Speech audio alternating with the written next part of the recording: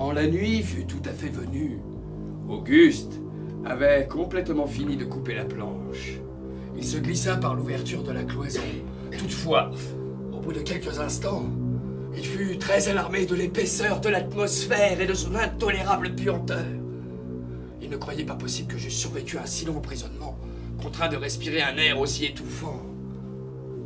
Il m'appela par mon nom à plusieurs reprises, mais je ne fis aucune réponse. Et ses appréhensions lui semblèrent ainsi confirmées. Auguste résolut de se frayer un chemin jusqu'à ma caisse pour au moins vérifier d'une manière complète ces terribles craintes. Ce fut dans cet instant qu'il entendit le fracas de la bouteille que j'avais jetée à mes pieds. 1000 fois heureux en vérité fut cet incident, car c'est à cet incident, aussi trivial qu'il paraisse, qu'était attaché le fil de ma destinée. Auguste, profitant d'un arrêt dans le roulis furieux du navire, m'appela alors de toute la force de sa voix, sans se soucier pour l'instant du danger d'être entendu de l'équipage. Ce fut à cet instant que la voix m'était enfin revenue. Transporté de joie de voir que j'étais encore vivant, il résolut de braver toutes les difficultés et tous les dangers pour m'atteindre, se dégageant aussi vite que possible de l'affreux labyrinthe dont il était enveloppé. Enfin, il était arrivé à ma caisse dans un état de complet épuisement. Il tremblait quand il se fut aperçu de son absence, et j'éprouvais une ardente impatience de quitter mon infâme prison. Nous résolûmes tout de suite de nous diriger vers le trou de la cloison, à travers laquelle mon camarade pourrait aisément me faire passer une partie de sa provision journalière, et où j'aurais l'avantage de respirer une atmosphère plus pure. Je veux dire, relativement pure.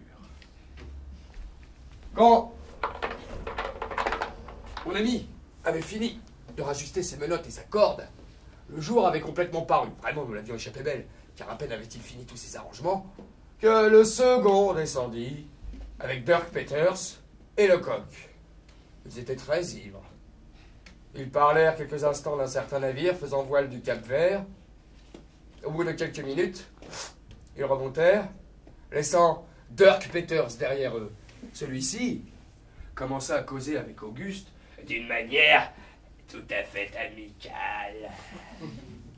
Il paraissait qu'il y avait maintenant à bord deux partis bien tranchés. Le premier mené par le second du vaisseau, et l'autre mené par le coq. Le premier parti voulait s'emparer du premier navire passable dont on ferait rencontre et l'équiper dans quelques-unes des Antilles. La deuxième faction, qui comprenait Dirk Peters parmi ses partisans, inclinait plutôt à suivre la route primitivement assignée au navire, et là, soit à pêcher à la baleine, soit à agir autrement suivant que les circonstances le commanderaient. Nous nous aperçûmes bien vite que l'ivresse de Peters, très apparente quand les deux autres étaient avec lui, était feinte en grande partie. Je commençais à concevoir l'espérance que Peters pourrait bien nous servir d'instrument pour reprendre possession du navire. Et je fis part de cette idée à Auguste, aussitôt que j'en trouvais l'occasion. Nous étions alors au 30 juin, et c'était le 13e jour depuis que le grand puce était parti de Nantucket. Le 2 juillet, le second descendit, ivre selon son habitude, tout à fait de bonne humeur. Il demanda à Auguste s'il se tiendrait bien désormais, et s'il voulait bien promettre de ne plus descendre dans la chambre. À quoi Auguste répondit oui, tout naturellement, et sans hésitation. Alors, le second lui fit boire un coup un flacon de rhum qu'il tira de la poche de son paletot, et ils montèrent ensemble sur le pont. Je ne revis pas Auguste.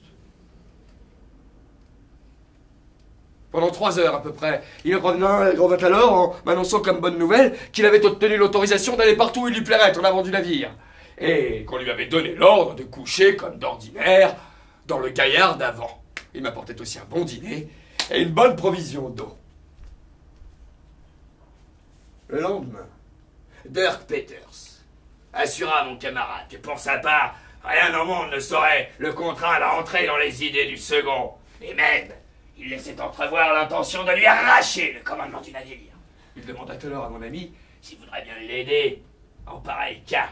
À quoi Auguste répondit oui, tout naturellement, et que tout était préférable à la vie de pirate. Peters dit enfin qu'il sonderait à ce sujet les hommes de son parti.